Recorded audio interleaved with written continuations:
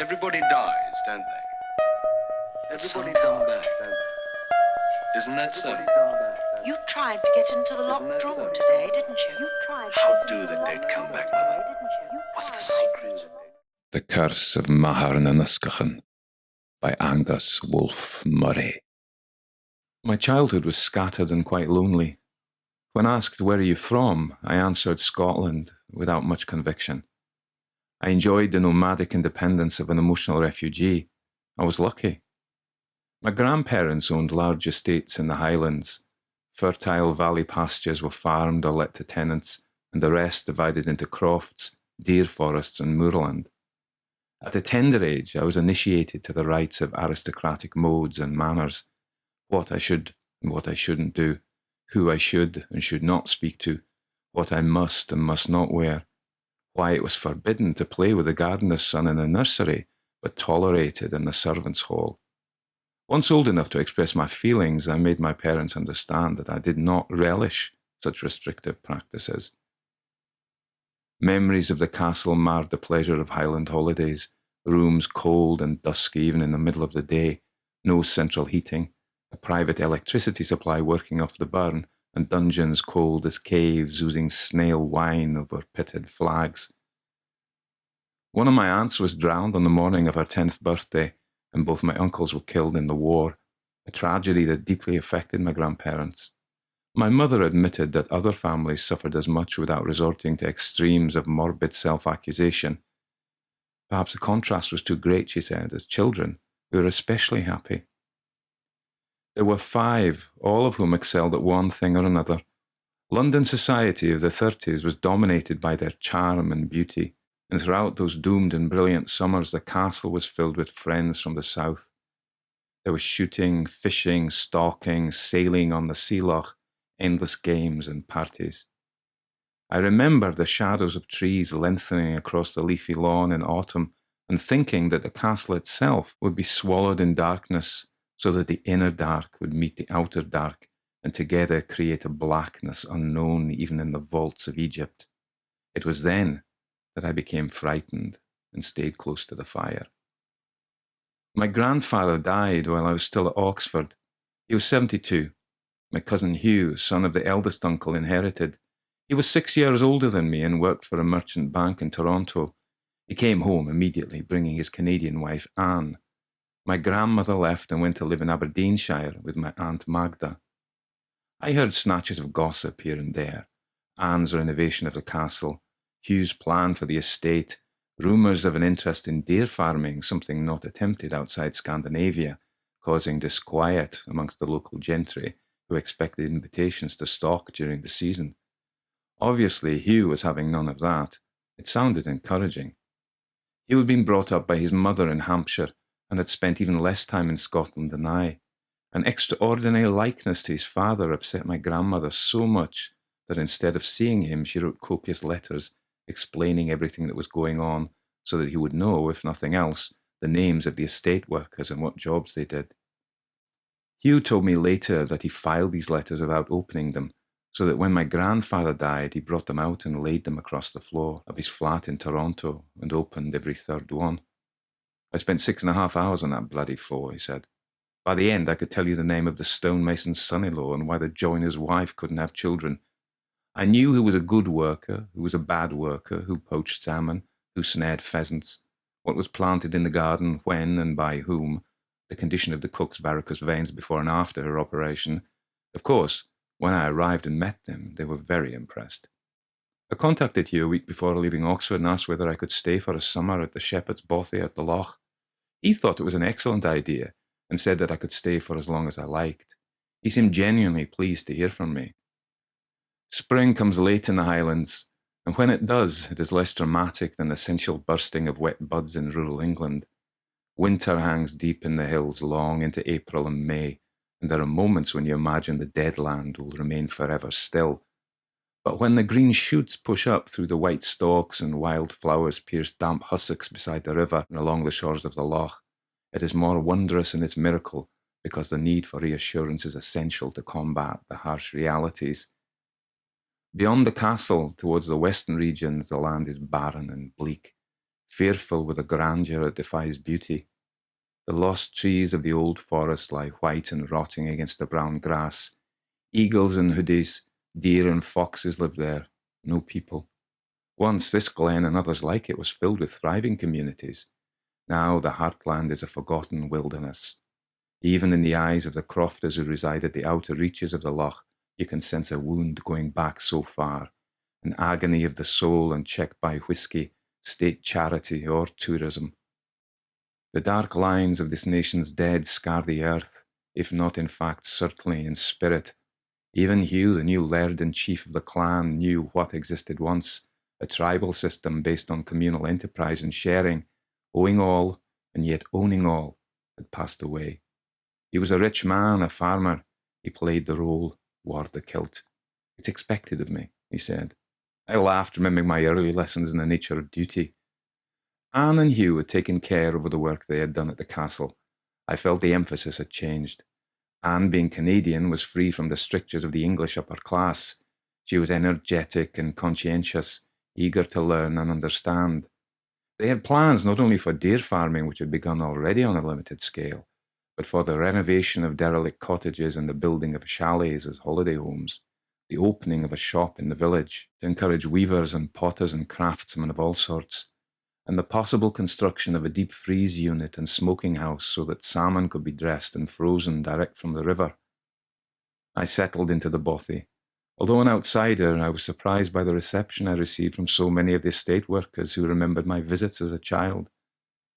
To them, I was a member of the old family, more so than Hugh, who appeared too modern with his ambitious ideas and foreign wife.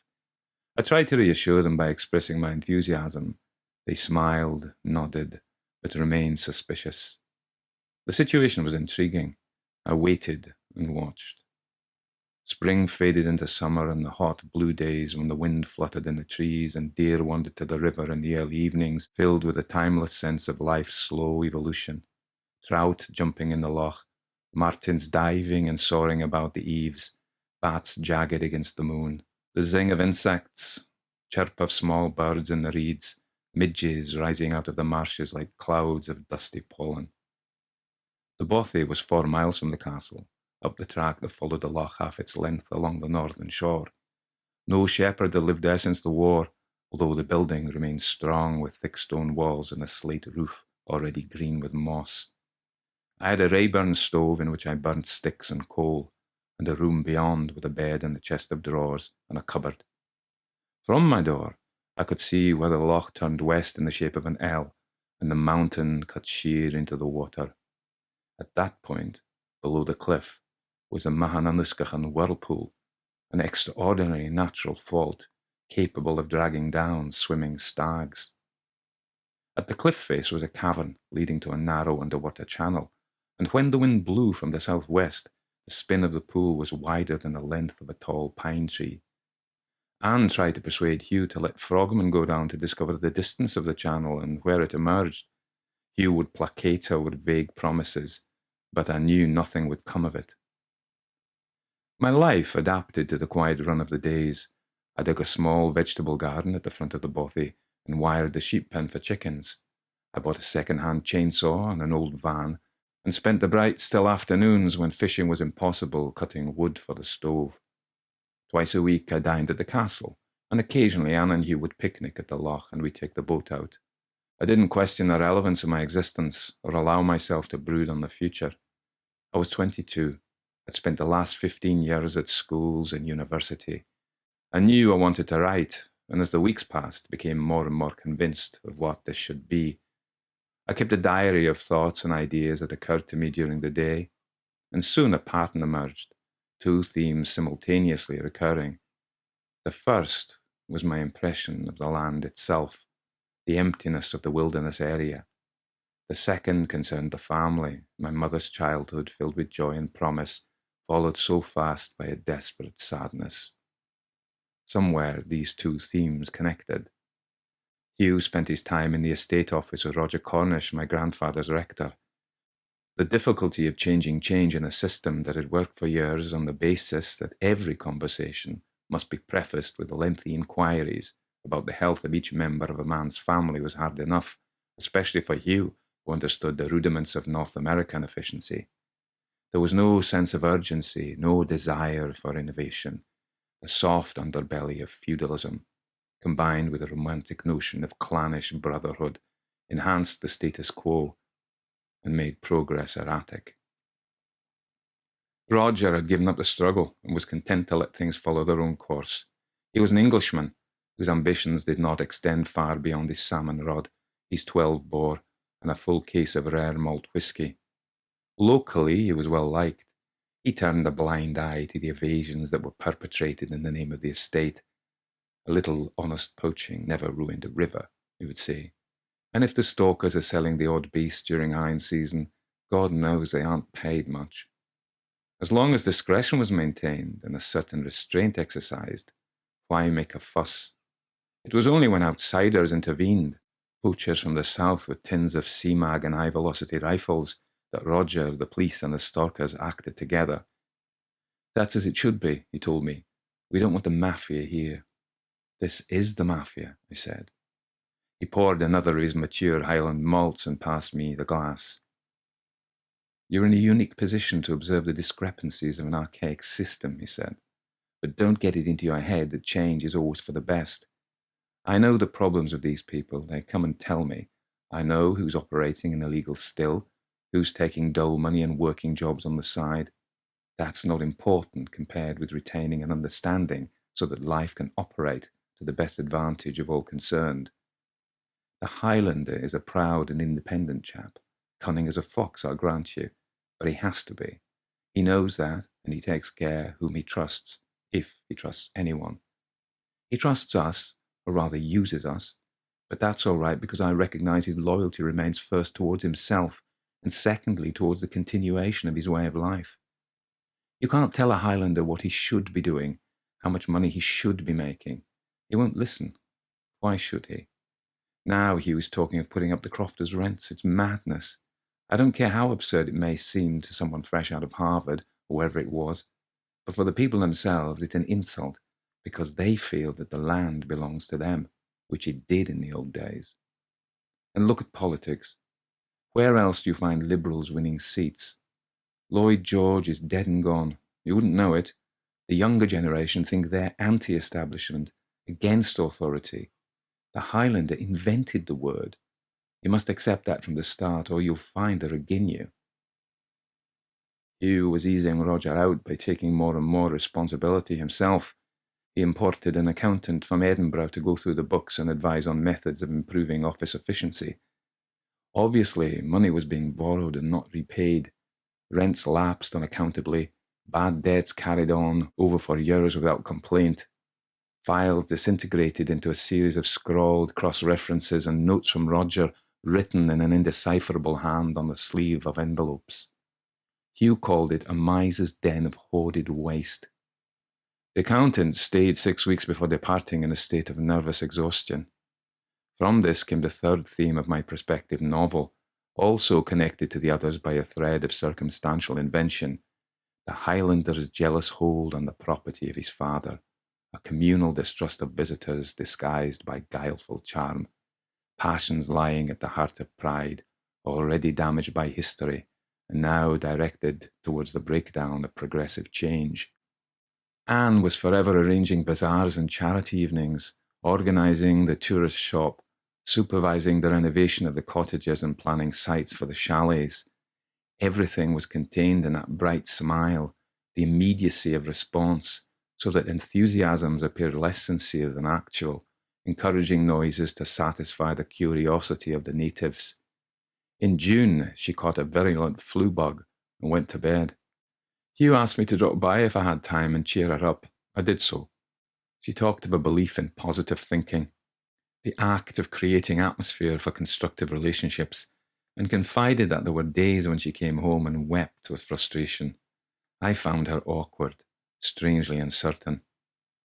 I guess I'm naive, she said, but sometimes I want to stand on a table at one of those damn meetings and pull off my clothes just to force some kind of response.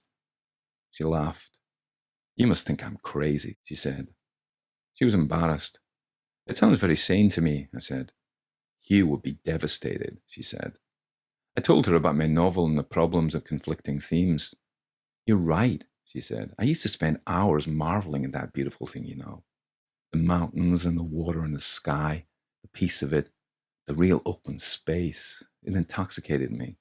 She laughed again. But when I walk alone with the dogs, which I do whenever I can, I recognize what you're saying. It's like I'm a stranger in a foreign land. You are, I said. So am I. Sure, but then you feel this oppression. Yes. I feel it too, but differently. I feel surrounded, like I'm not alone. The good weather broke and the rain returned. Dark grey days when clouds hung low over the hills, creeping into the glen like pillows of damp hay. Anne waited for me. It was always the same. I arrived for lunch and we spent the afternoons together, sitting in front of the fire in the drawing room, talking or playing backgammon. She said that she had been sick more than once and often woke dizzy with nausea. Hugh was worried. 3 weeks after the illness, she seemed depressed and listless. I can't interest her in anything, he said.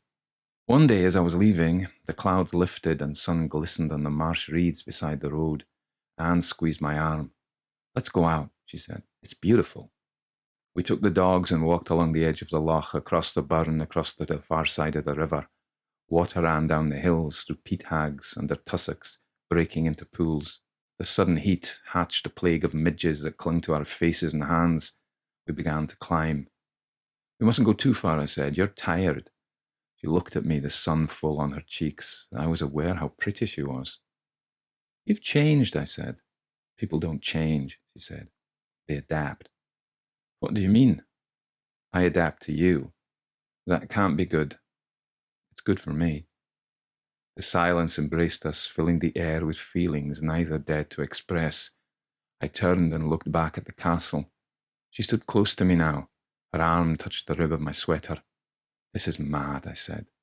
I know it's mad, she said. I began to walk down the hill. She followed, her small, delicate body moving easily over the sodden earth. We came to an open space of clear, short grass on a mound beside the river. She stopped. I want to show you something, she said. She called the dogs. They came bounding out of the peat hags, stopping at the edge of the grass. Come on, she cried. They circled us, whining, almost on their bellies.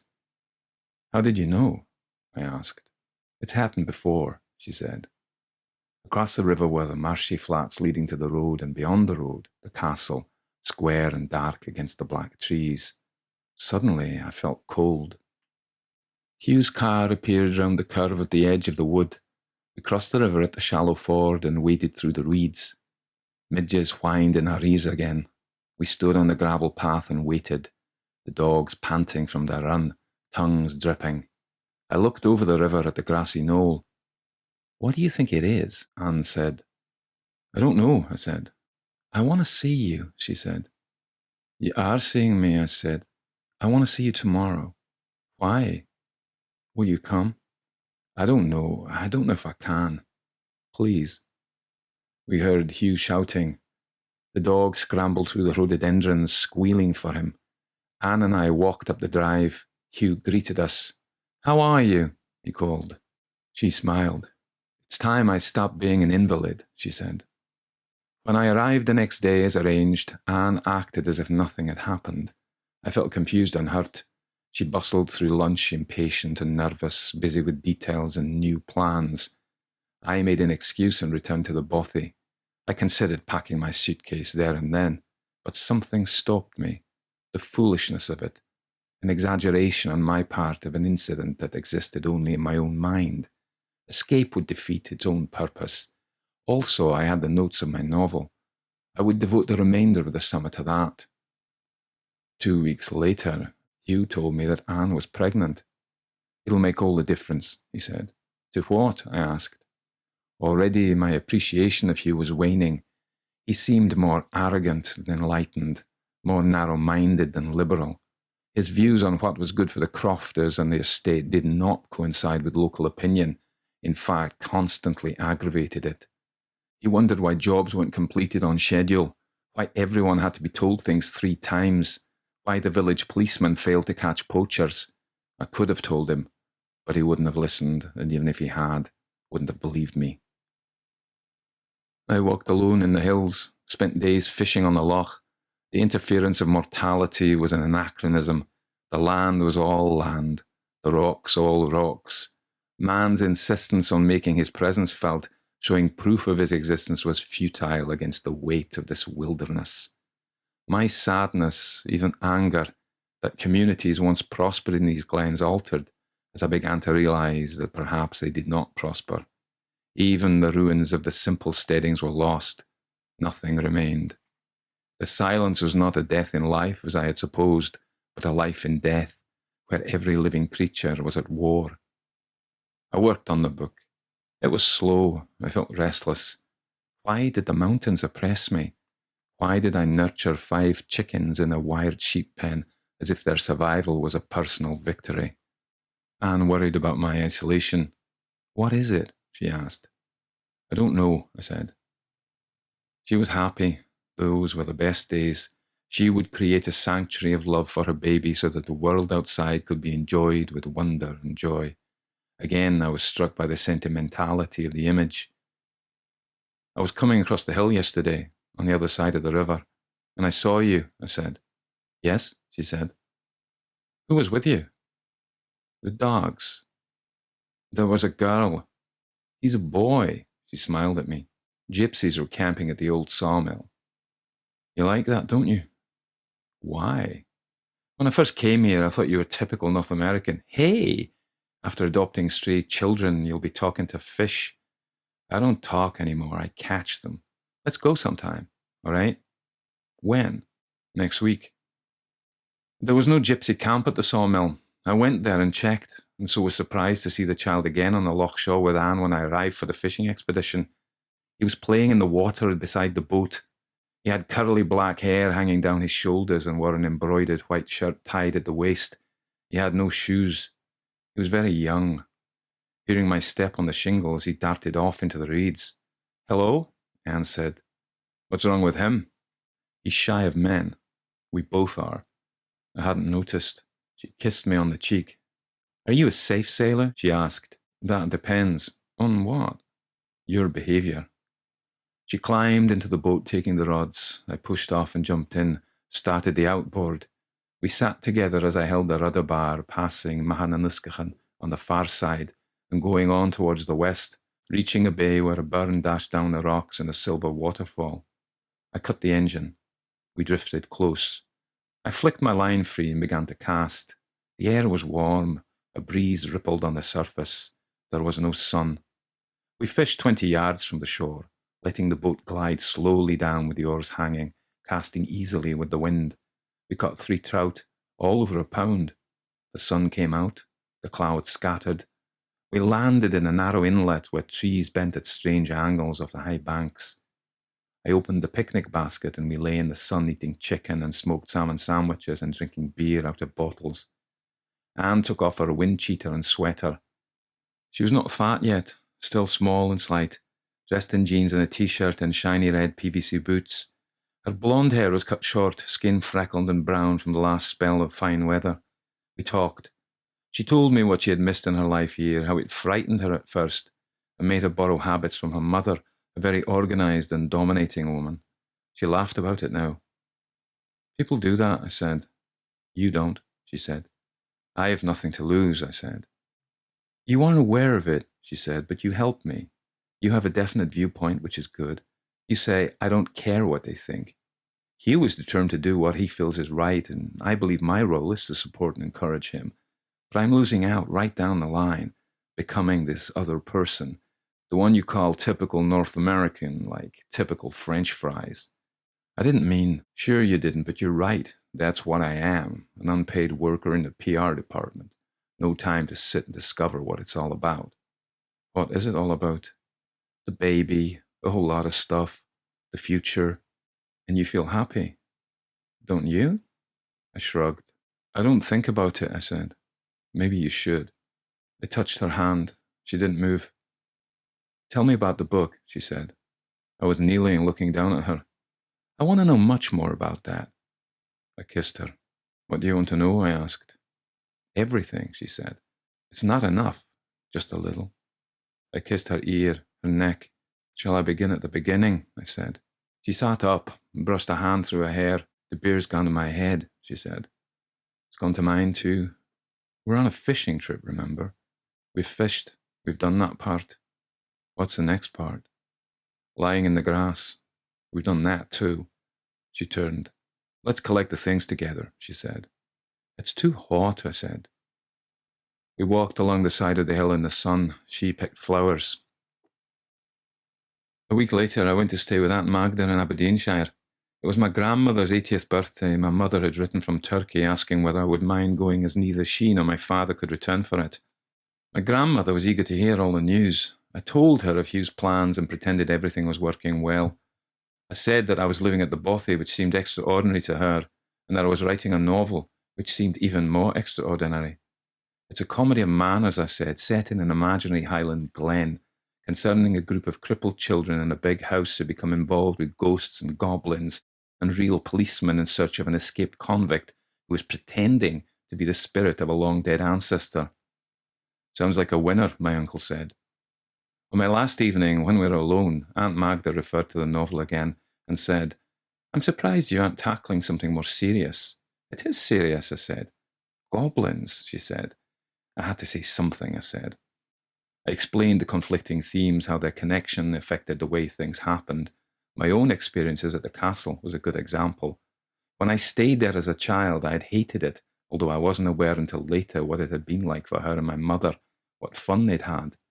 All I knew was the feeling of my grandparents' disapproval and resentment, which contributed to an atmosphere of permanent gloom. Not resentment against me, but against life itself, the cruelties of fate, an inexplicable tragedy of the world. Aunt Magda listened politely. She thought my analysis naive, although didn't say so directly. They had lived in the nursery as much as I, the only difference being there were more of them. She didn't believe that her father and mother had been hardened by their children's deaths.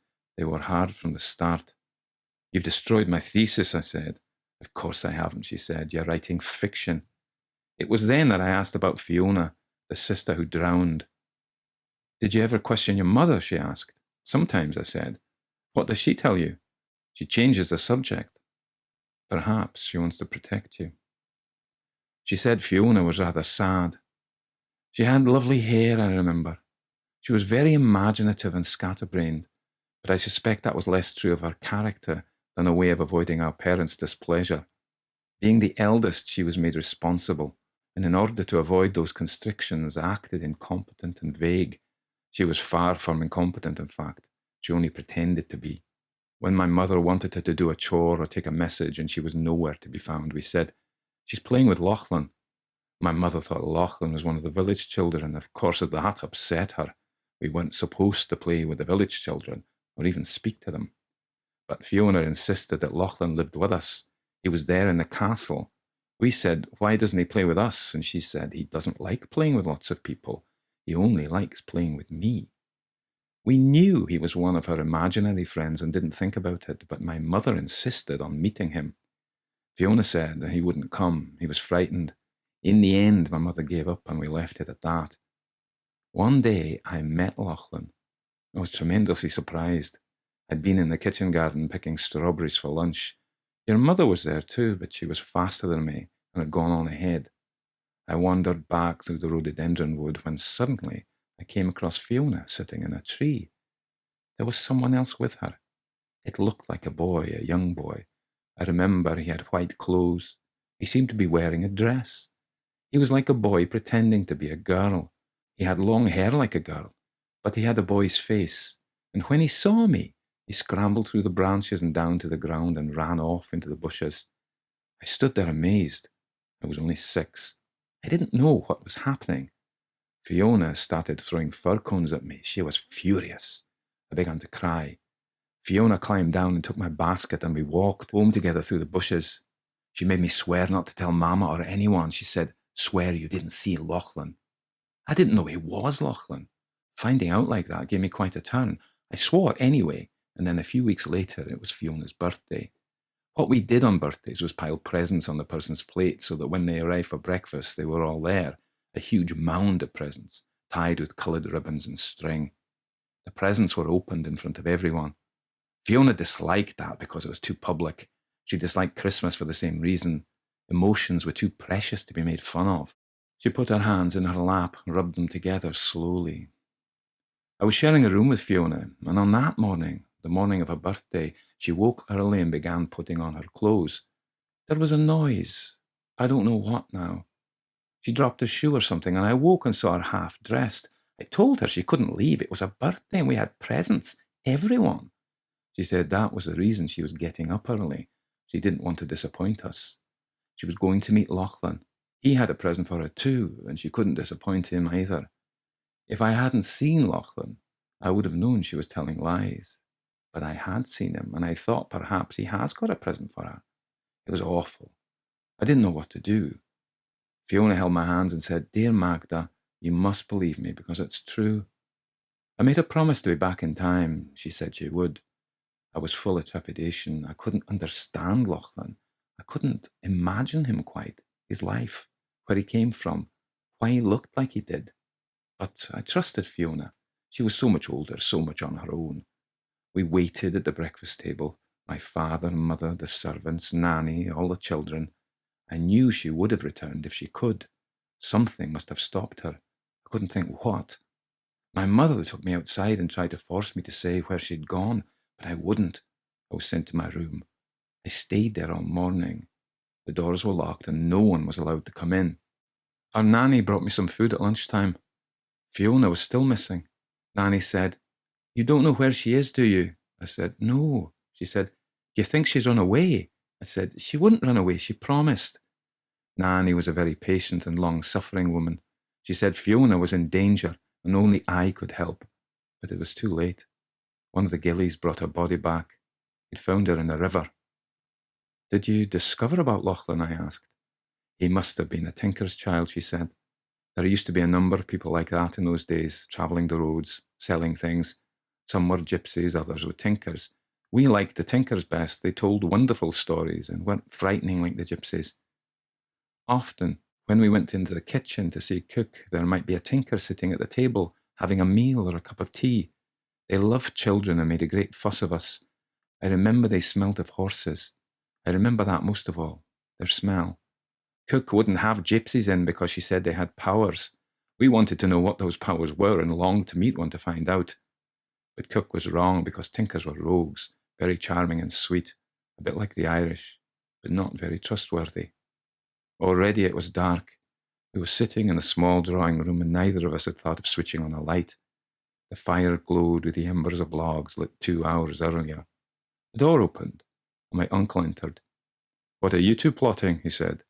"We had no idea it was so late," Aunt Magda said. Next morning I left early and arrived in the village before lunch. Roger was at the office. He said that Hugh wouldn't be coming in today. He was visiting the Crofters. I drove up the glen past the bare foundations of the freezing factory into the hills. I saw no one. Silence gathered in the blowing grasses, although the hum of a motor was a sound enclosed within its vacuum. The castle was empty. I waited. No one came. I drove on to the bothy. Plates in the sink had been washed and stacked on the shelf. My bed was made with new linen, clothes folded in the chest of drawers. The floor was scrubbed and dusted.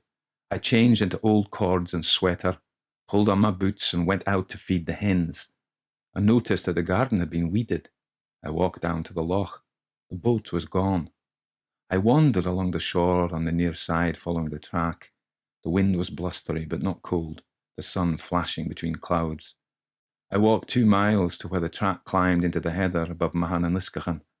I rested in a hassock of grass. The loch curved away to the west and I could see almost its whole length. I searched for the boat. It was not there. The waters roared below me. I clambered down and peered over the rock. I saw the boat spinning in the whirlpool, its oars missing, Anne's red boots and wind cheater awash under the seat. I knelt on the cliff top, unable to move, spray spitting, bursting into my face. As I watched, the boat sank. It happened very fast. I crawled back into the heather. I was breathing hard. I stood up and walked along the northern shore. The dark hills grew darker. I shouted, my voice dying in the air. could have walked to the sea. It would have made no difference. A bird cried over the water, a shrill, high squeal. The wind dropped. I returned, hurrying along the path. When I reached the bothy, night had fallen. I took the van and drove to the castle. The lights were on, the drawing-room door open. Hugh sat in the chair beside the fire reading a newspaper. His eyes were stone. I said, "Anne's dead." He said, "Oh, yes." He was calm and distant, like a man glimpsed through a window of a moving train. We collected brandy from the store cupboard and blankets from the chest on the landing. The moon was full. In the stables was an old boat strapped to the frame of a trailer. We reversed the Land Rover and fixed it to the bar. Oars were standing against the wall. I slipped them in with the rowlocks. Hugh carried the spare outboard across from the garage, and I collected a can of petrol. We drove to the loch, unhitched the trailer in the water. Hugh screwed the outboard down and filled it with petrol. I pushed the boat off, using one of the oars as a punt pole. Hugh started the engine. I sat in the front. Hugh steered. The light was silvery grey against the black shadows of the shore. We kept close, moved slowly. I watched the line of rocks and grass, the contours of peat walls. We stopped to investigate a submerged tree trunk. Hugh shouted, listened, shouted again. Waves lapped the bottom of the boat. We continued up the loch. Hugh's face was a skull. 4 hinds bounded away from one of the burns. We stopped again in a bay 2 miles beyond the turn. I opened the brandy and we drank. Wind rippled across the water. It was colder now. We seemed to wait for hours. Neither of us spoke. Hugh started the engine and turned into the centre of the loch. The wind was sharper, waves rolling past. I huddled in my sweater. Hugh steered towards Mathair nan Uisgeachan. I expected him to pull away and take us down the last stretch to where the Land Rover stood on the beach, but he didn't. He kept going. In the distance I heard a growling roar. I looked over. We were close to the rocks. I could see spray bursting up the wall. Hugh cut the engine and we drifted. I jumped for the oars, rammed them in, pushed hard, forcing us to stop. I felt the tug of the whirlpool against the wooden spars. I pulled with all my strength. We seemed stuck. The boat began to twist. The shiny rocks loomed above. I fought with the oars. I couldn't see Hugh. He was behind me. I heard the engine whine. The boat rocked. We broke free. The engine stopped again. I turned. Hugh was staring at the pool. Something was down there, struggling in the water. I saw tiny white arms. It was the gypsy child. The boat drifted closer. I screamed. The child spun in the spiral, white shirt billowing like a flower. Hugh threw off his jacket. I caught him by the waist. The boat tipped and plunged. Hugh pushed me back and I fell against the seat. The boat bent with a spin, water flooding us. I jerked a rollock from its pinion. Hugh was about to dive. I hit him on the side of his head and he dropped. The boat was half full of water. I grasped the starting handle and pulled. The engine caught. I gave it full throttle. The board shivered. Suction held us. The engine squealed, roared, and the boat jumped, slewing wide into broken water beyond the hole. I steered into shingle at the corner where the burn came in, stopped the engine, and pulled the blades up before striking stones. I helped Hugh onto the bank. We were soaked to the skin. He moaned. I held him. He was weaker now, his breath gasping, lips stretched, eyes bulging like eggs. I pushed him up the hill. He stumbled. Wisps of cloud shaded the moon. The air was icy. I touched Hugh's arm. It was as stiff as wood. The child was standing beside the boat. He ran towards us. Hugh lifted him into his arms. The child clung to his neck. I couldn't speak. My mind was frozen. Hugh walked to the loch. He pushed the boat out. I fell to my knees. The sky opened. I saw birds flying across the sun. I was in an aeroplane over a desert. The desert was blue like the sea, although it wasn't the sea. There were palm trees and caravans of camels and sand dunes stretching across the whole length of the earth. Suddenly the engine spluttered and coughed and we began to descend. I was alone. There was no one else in the aeroplane. I walked through to the front to find the pilot, but there was no pilot. I sat at the controls. I pulled the joystick. The plane steadied and I began to glide. Behind me, I heard the sound of sobbing. I looked through the cabin door. Anne was sitting on one of the seats. I wanted to comfort her, and yet I couldn't leave the controls. I watched the sand dunes coming up at me. At last, before the crash came, I turned to run, but tripped and fell through the floor. I was in a room with white walls. I heard the sobbing quite clearly. A woman stood at the window. She was small. She seemed very old. I asked where I was, and she said, "You mustn't distress yourself." She brought me soup in a bowl. I drank the soup. Everything became dim.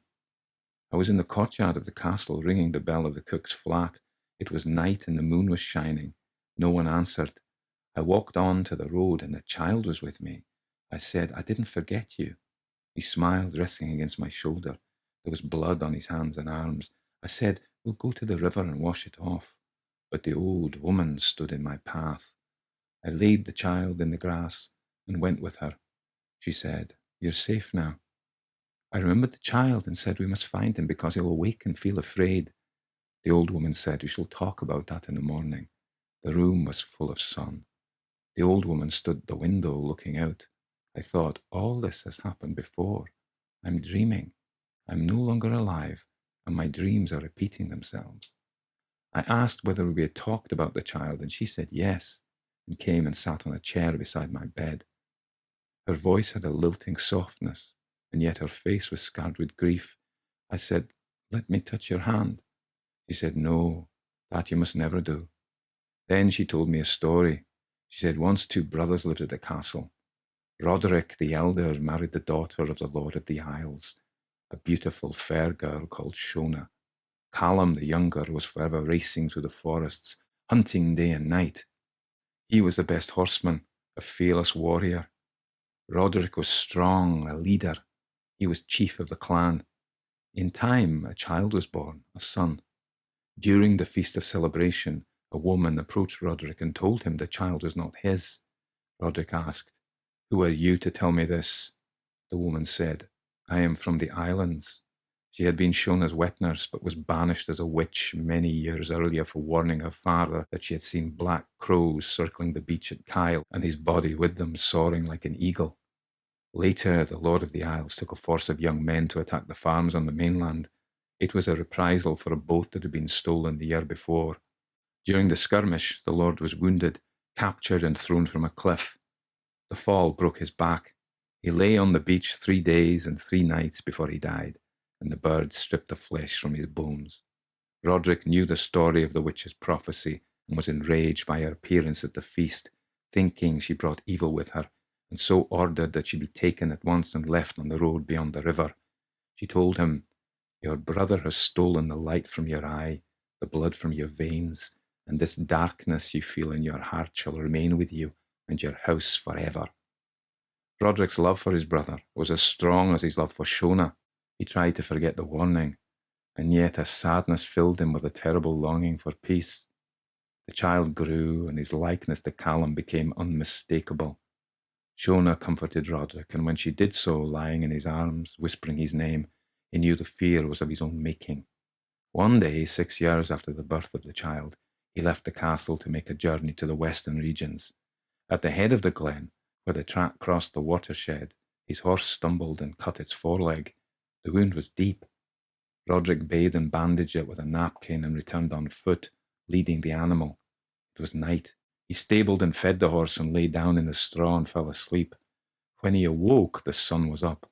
He left the stables and entered the castle. All was quiet. He climbed the stairs and found Shona and Callum together, the child sleeping between them. He dragged Callum from the bed and beat him senseless to the floor. He drew a dagger from his belt and gouged out his eyes. These he brought shiny and trembling to Shona. He carried the body into the courtyard and tied it to the back of the good grey stallion. He returned for the child. Shona pleaded with him for the life of her son. He held the knife to her breast, intending to kill her also, but her beauty was like the lily, and her eyes as the clear sea.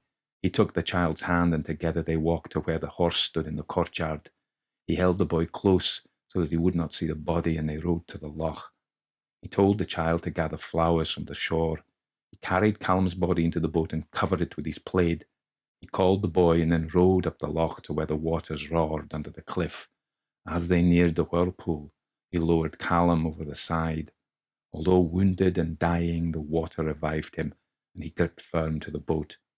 Roderick gave the flowers to the boy, and lifting him in his arms, tossed him like a grain sack into the heart of Mathair nan Uisgeachan. Callum heard the boy's screams and let go, his blind head turning towards the sound. The water sucked them down. It was done. Roderick forced the boat free and rowed back. When he returned and Shona learned of a child's fate, she cursed him and cried out for vengeance to the gods of her father, beat her fists against the wall until her knuckles bled and the bones in her fingers broke, and then she crawled on her knees through marsh stalks and mud to the shingle bank of the river, where she laid her head under the water, and her body was like a swan on the white sands, and fish played in the tresses of her hair. I turned my face to the rocks. I wept. I swam through seas thick with weed, diving and leaping in the sun. Only with strength could Mathair nan Uisgeachan be conquered. I arrived at last on the shore, and the shore was like a wild garden, and the child picked flowers. And when his arms of full came to where I was and gave them to me, and I said, "You have destroyed them," and flung the flowers down. I opened my eyes. The room was changed. "I had to wake you," Aunt Magda said. "It's almost lunchtime." I lay in bed, floating back and forth, the vividness of the dream fierce within me. I had not moved. I was myself. Nothing had altered. I washed and shaved. I dressed quickly. I felt the exhilaration of a man reprieved from death. I wanted to speak to Anne. I wanted to hear her voice. I went downstairs. The house was still and quiet, and the drawing room empty. I picked up the telephone. There was no answer from the castle, and so I rang the office. Roger said that he had seen Anne earlier up at the loch. "She's gone fishing," he said. "She took one of the children from the gypsy camp."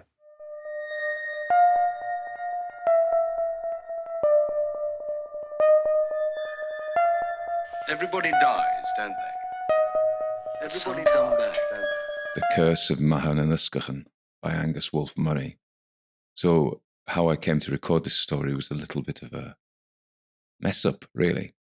First of all, there have been some requests for a Scottish story, and I love doing my Scottish accent. My dad was a Scot, but it isn't obviously my native accent. So anyway, I relished the chance of doing it, and I've got a book called Scottish Ghost Stories, and it looked like an old book, and some of the stories looked like they were from the 20s and 30s, the sort of thing that we've been recording, which is perfectly public domain and out of copyright.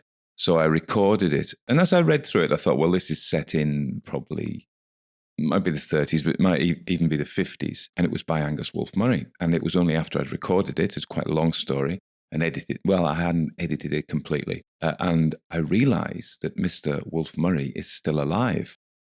He lives at Traquair in the Scottish borders, and he's a pretty famous guy. His family appear in the peerage, and he founded, with his late wife, he founded Canongate Publishers, and they discovered tons of really important Scottish, really popular, best-selling Scottish writers in the last century, over the last century. So I thought, oh, goodness me. So it's not, because if it's a living author, as you know, I like to, first of all, get their permission, and secondly, interview them. Now, of course, I'm not making any money out of this, but it still technically counts as a derivative work, and that's fine with the author's permission. So I've tried to contact him. He's about 83, 84 now, and he's got a Twitter account, but it doesn't look like anything's been done with it since 2015. There's a rudimentary Facebook account, but it doesn't exist. I can't find an email. His children exist. They're all very,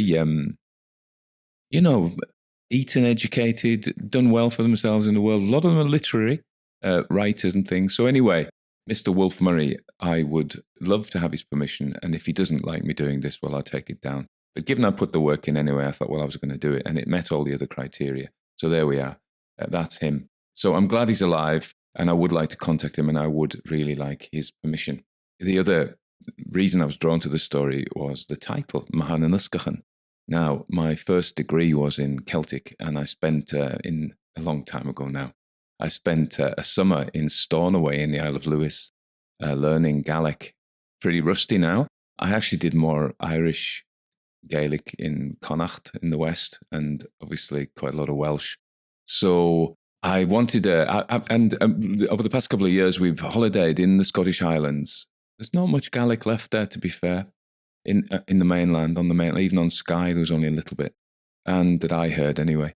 So that's sad. But last year we were driving up the A9 to Inverness, and we go through some of the sort of easty Highland country. And this story brought that landscape back to me. I think it's, particularly the first part, I think it's written really well. He tends to write a lot of short sentences, and so it was easy to read. Some of them, particularly the Victorian ones, you're tripping over your words and you have to edit it a lot. But I liked it, and I like the love affair, and it struck me, I don't know when he actually wrote it, it struck me that it was the story of a young man. In the story, he's 22, he's just been to Oxford, and he falls in love with his older cousin's wife, Anne.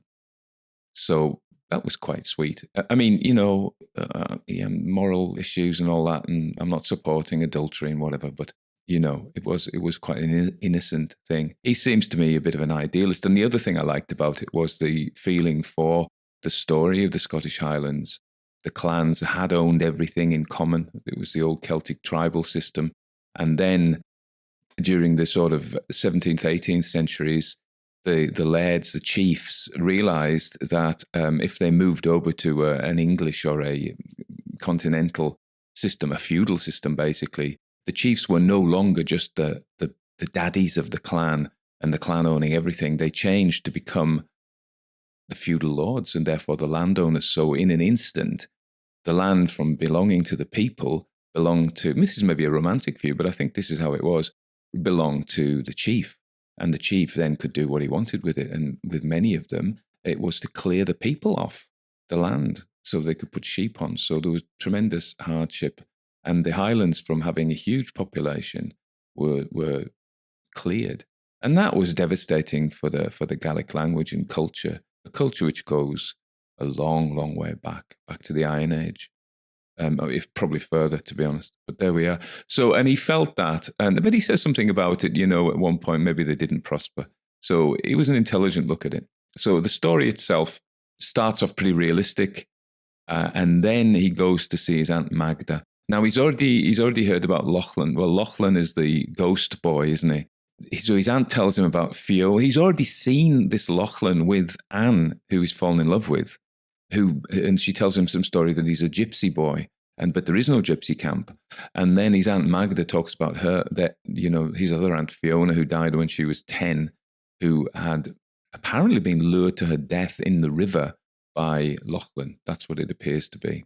Then he falls asleep, and we don't actually realize it. The only clue we've got is Aunt Magda says she didn't realize how late it was. And the next bit is a dream sequence.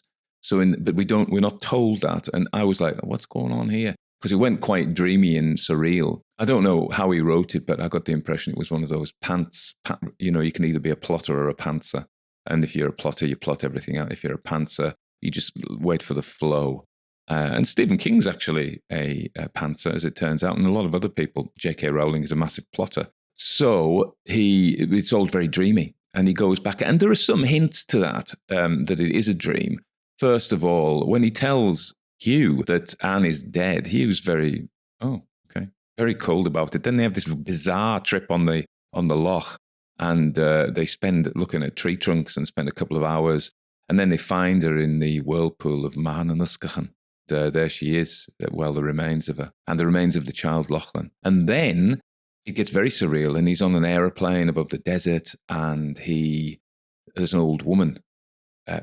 Some of this was very symbolic and struck me as very archetypal and Jungian even. But the old woman then tells him the story of the legend of Callum and Roderick, and an adulterous triangle whereby Lachlan is the bastard child of Roderick's brother Callum, and then there's revenge, and Lachlan is thrown into Mathair nan Uisgeachan.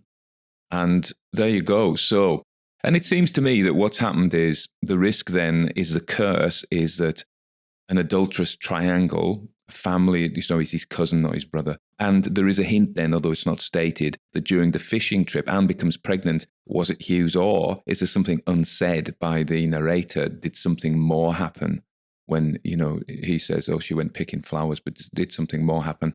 And was the child that Anne is carrying actually our anonymous narrator's and not her husband Hugh's, which would make her, ripe material for the curse and to be dragged down into the whirlpool. The only slight anomaly there that I haven't figured out is that Fiona, the 10-year-old who got killed on her birthday by Lachlan, or lured to her death anyway. She was an adulteress. So I don't know why she fell prey, unless it's just a more general curse. But there we are. The only other thing I'd like to say would be that although these were ghost stories, perhaps because it's set in the Scottish Highlands, they felt like the fairy folk to me, Lachlan, and the old woman of the dreams. She says to him rather, don't touch me, you can't touch me. And that's very fairy-like. You mustn't touch the fairies or eat their food or you'll be taken into fairyland. And of course, the Scottish Highlands is full of fairy lore, and Lachlan himself. And of course, there is a figure called Van Nee, the washing woman. I probably said that with an Irish accent, actually. Ben in Scots, yeah. Ben Nee, and the woman washing, and the washer at the fords. This is a figure that heroes come across, and she's washing linen in the ford, and the blood is seeping, so it foretells a death. Now, the woman isn't explicitly this, but there's something about it, there's about the water spirit and something. So anyway, it struck me that this had a lot of fairy lore in it, even though not stated. The name Mathair nan Uisgeachan, Mathair is mother, and Uisge is water, so Mathair nan Uisgeachan is the mother of the waters. Interestingly, in Scots Gaelic, they say, but it's raining, they say, Han Tisca an.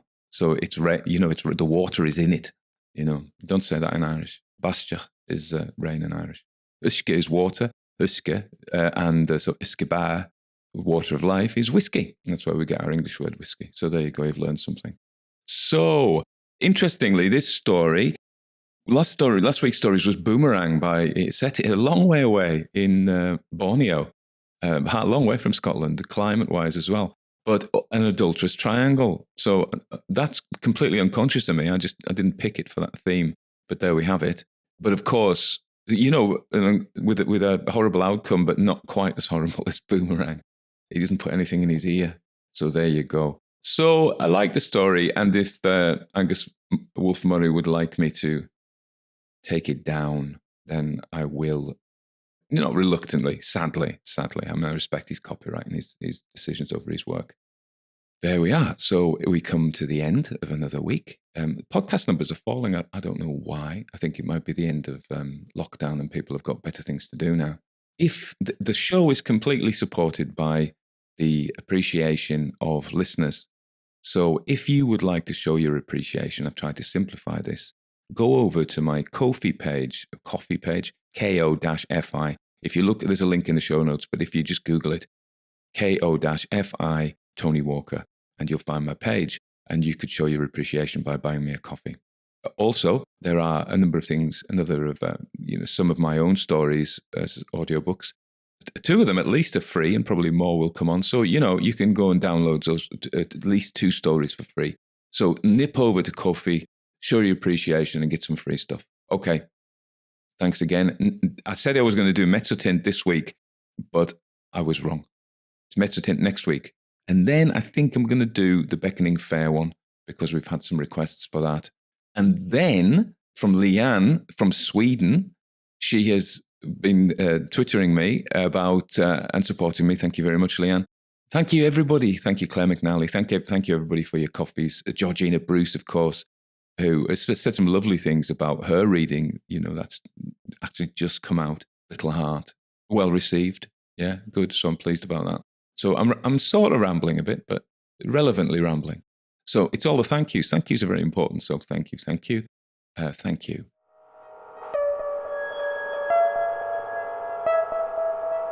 Everybody dies, don't they? Everybody come back, don't they? Isn't that so? Come back, don't they? Isn't that so? Come back, don't they? Isn't that so? Come back, don't they? Isn't that so? Come back.